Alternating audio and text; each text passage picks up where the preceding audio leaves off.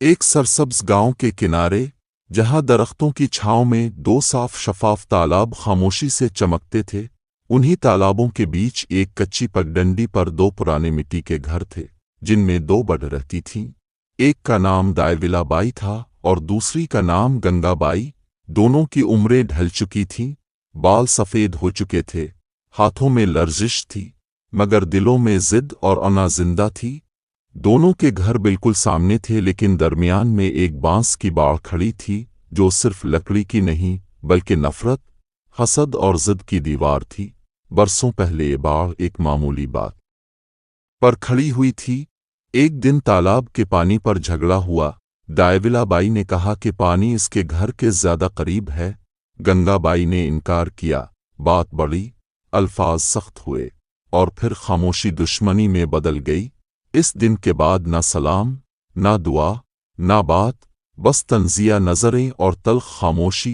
रोज सुबह दायविला बाई झाड़ू देती तो जानबूझकर मिट्टी गंगा बाई की तरफ उड़ाती और गंगा बाई हाथ उठाकर कोसती।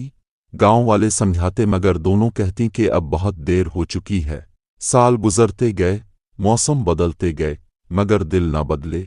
एक साल शदीद बारिशें हुईं, तालाब भर गए, पानी किनारों तक आ गया।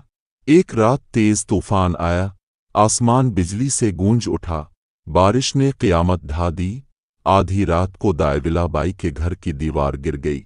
वो घबरा कर बाहर निकली, लेकिन फिसल कर तालाब में गिरने लगी। इसी लम्हे गंगा बाई ने सब कुछ देख लिया। दिल में लम्हा भर को पुरानी नफरत जागी, मगर फौरन माँ का दिल जाग उठा। वो दौड़ी, बांस की बाड़ के पास पहुंची, मगर बाड़ आड़े आ गई। इसी बाड़ को दोनों ने बरसों पहले नफरत से लगाया था, आज वही बाड़ जान के बीच हाइल थी। गंगा बाई ने बिना सोचे समझे हाथों से बांस तोड़ने शुरू किए। हाथ जख्मी हो गए, मगर वो रुकी नहीं। आखिरकार बाड़ टूट गई। उसने दायविला बाई का हाथ पकड़ा और उसे खींचकर बाहर निकाला। दोनों भीगी, कांपती हुई जमीन पर बैठ गईं। आंखों में आंसू थे। दायविला बाई सिसक कर बोली, मैं मर जाती अगर तुम ना आती। गंगा बाई की आवाज भरा गई, हम दोनों ने बरसों नफरत में बर्बाद कर दिए। सुबह हुई तो गांव वालों ने देखा कि बांस की बाड़ टूट चुकी थी।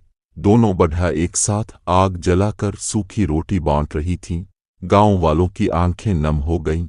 इस दिन के बाद दोनों ने फैसला किया कि नफरत इंसान को तन्हा कर देती है और मोहब्बत जिंदगी बचा लेती है। तालाब जो पहले झगड़े की वजह था, अब दोनों के लिए एक नेमत बन गया।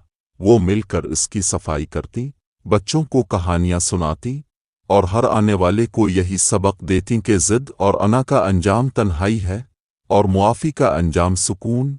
ये कहानी हमें सिखाती है कि रिश्ते दीवारों से नहीं, दिलों से बनते हैं, और वक्त रहते अगर दिल साफ कर लिया जाए तो जिंदगी खूबसूरत हो जाती है।